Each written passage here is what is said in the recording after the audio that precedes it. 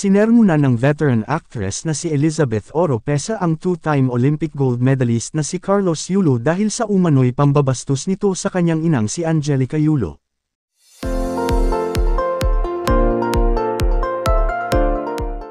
Hindi na raw nakayanan ni Elizabeth ang mga nababasa at naririnig niya tungkol sa kawalang respeto raw ng Pinoy champ sa sariling ina, lalo na ang pagtawag ng binata kay Angelica ng magnanakaw.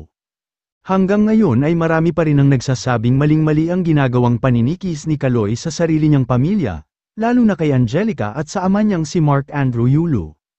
Binabatikos din ang Filipino gymnast ng mga netizens dahil mas pinili pa nitong makasama sa kanyang tagumpay bilang atleta ang jowa niyang si Chloe San Jose kesa sa mga magulang niya at mga kapatid. Isa ang veteranang aktres na si Elizabeth sa mga naglabas ng saloobin tungkol sa kontrobersyang kinasasangkutan ng Yulo family, sa pamamagitan ng TikTok video. Panuuri natin ang video. No apologies, I would like to talk about Kaloy Yulo. I'm terribly sorry but I cannot help it anymore. You know, masyado nang matindi ang tabas ng dila ng batang ito. Hindi ko nakinaya. Kagaya ng sinabi ko, nauna, ngayon lang po ako magsasalita tungkol dito. Hindi po ako sang-ayon. The way he's treating his mother is horrible. Wala po akong pakialam dun sa girlfriend niya, kung sino man yun, ano. Siya bilang anak, hindi dapat nagtatrato ng magulang ng ganyan. Kahit anong sabihin, mali po yun. Yung pagtulong sa magulang ay hindi responsibilidad. Ito po ay galing sa puso ng taong marunong magmahal sa kapwa, kay nanay mo o hindi, pero lalo na kung nanay mo. Kung mabuti kang tao, hindi ka magsasalita ng kung ano-ano dun sa babaeng pinanggalingan mo kaya ka nabuhay. Napakasalimuot po ng istorya kung sasabihin ko sa inyo lahat kung paano ang proseso ng pagiging ina at pagiging anak. Hindi po kasalanan ng ina o ng anak na maging anak sila. Sila ang namili ng magulang nila, actually. Don't forget, it's the mother who's here on earth first, bago yung anak. Tayo po, bago pinanganak, nag-uusap yan kung papayag na siya ay maging ina at kung papayag siya na maging anak ako kung ako man po yung kaluluwa. Alam mo, mahaba pong istorya, kaya hindi ko na, I would rather talk about something scientific, something that has been proven and that you can check. Are you familiar with fetal microchimerism? Fetal microchimerism means yung po ang DNA ng ina ay nandun po sa katawan at dugo ng anak. Habang buhay ang anak, dala-dala niya yung cells na galing sa ina.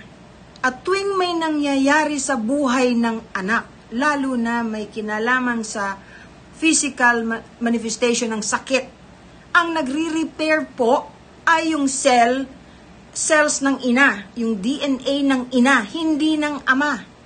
Maniwala kayo sa hindi. You know, you should try to Google it.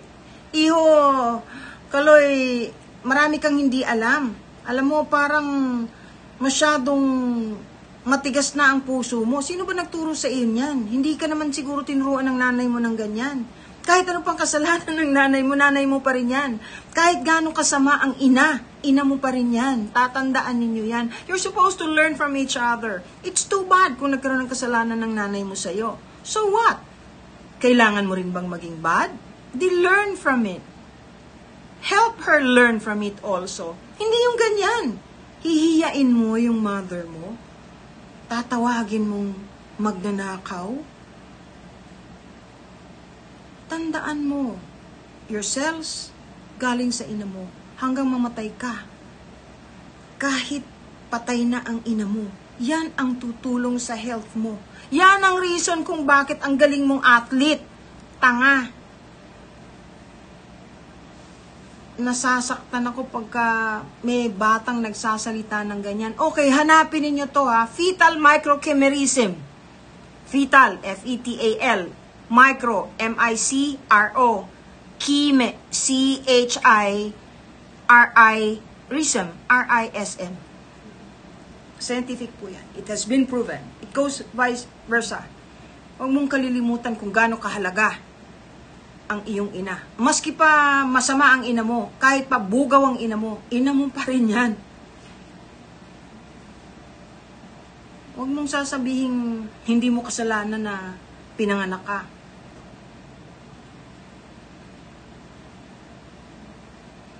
Masakit para sa akin yung ganyan kasi tuwing manganganak ang isang babae, ang buhay niya, yung isang paa ay nasa hukay na. Kung ayaw sa'yo ng nanay mo, sabi nga ng nanay ko, pagka nagagalit sa akin, ang buti pa sinakal na kita nung maliit ka pa. Salita lang po yon. Pero, ang ibig sabihin nun, ilinuwal ka niya. At hindi pwedeng sabihin pinabayaan ka. Kaya ka nga naging athlete. Kaya nga ang lusog mo. Kaya nga ganyan ang itsura mo. Kung may puso kang tao, kung may kasalanan ang nanay mo, patawarin mo. Huwag mong binabasto sa social media. Huwag. Babalik at babalik yan sa'yo. Mag-uumpisa na. At saka yung sinasabi yung tungkol sa pagdadala ng babae sa bahay ng tinitiran mo nang nandun ng mga magulang mo.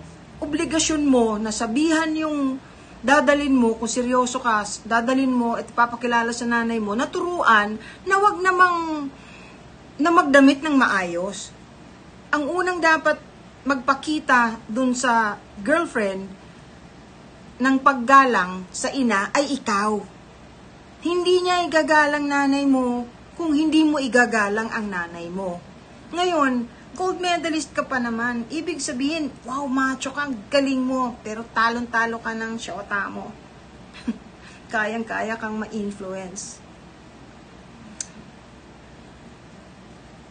Proud na proud ako na manalo ka. Believe you me. So proud. Pero nung lumabas yung issue ninyo mag-ina, tapos salita ka ng salita, ng salita, ng salita. Yung una pa lang lumabas kayong ng girlfriend mo na nag-video kayo at nandun kayo sa kama na naka-panjama lang, panjama top yung girlfriend mo. Na-shock na ako eh. Sabi ko, ay, itong gold medalist na ito, bakit naman ganun?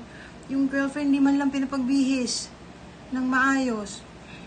It's on you. Your girlfriend, what has she got to lose? You, a lot. Hindi mo napansin? Daming galit sa'yo. Basta, kahit gaano kasama ang ina, kahit gaano kalaki ang kasalanan, ina mo pa rin yun. Kung ayaw mo sa kanya, lumayo ka na lang. Huwag ka nang magsalita ng kung anong-ano na pangit. Kasi babalik yan sa'yo. Yun lang. Hindi ako magsasabi ng pasensya na. Kasi galing yan sa dibdib ko at sa pag-iisip. Alam nyo? Basta, balikan nyo lang po yung sinabi ko. Fetal microchimerism. Hanapin nyo yun. Para medyo updated ng konti. Hindi masyadong mayabang ang bata na akala mo wala silang utang sa kanilang ina. Hindi ko sinasabing utang yon, pero ginawa ng Diyos yun na ang DNA ng nanay mo, dala-dala mo, yung cells ng nanay mo, dala-dala mo kahit patay na siya habang buhay ka para matulungan ka. Yan yun. Congratulations dun sa gold medal mo. Pinati kita nung una. Binabati pa rin kita hanggang ngayon. Sana huli mo na yan.